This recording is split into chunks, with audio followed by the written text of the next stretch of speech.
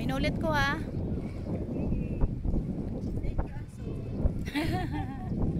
Siyempre, sisay pang magtatabangan. Kita man lang ang aniundig di sa bakakay ka, tatabangan ko ka. At least, gift ni Lord sa tuya sa bawat lakawta na ayos man. Oy, ano, dayo garing nagpahiling subukid.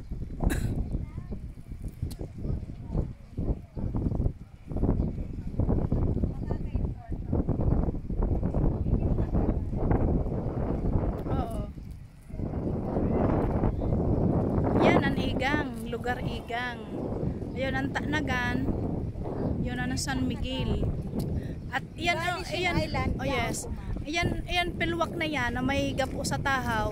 Diyan da idudugtong ni Crisel sa Santikon Antolay na halik mismo sa San Miguel at idudugtong sa Santikon. Nganing makabalyo sa barangay Bakakay ang mga sasakyan kang San Miguel. Ayan, tulay na yan. Ayan, ang Santikon na yan sa San Miguel. Magibod adyang kitulay. Nagari-arog magan sa sula.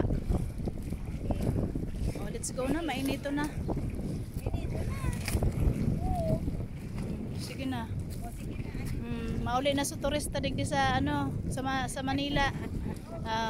Kung anion ka Ate Adel pa o Ate Nimpa, di sana anion ka. Okay. Wait lang. Ay!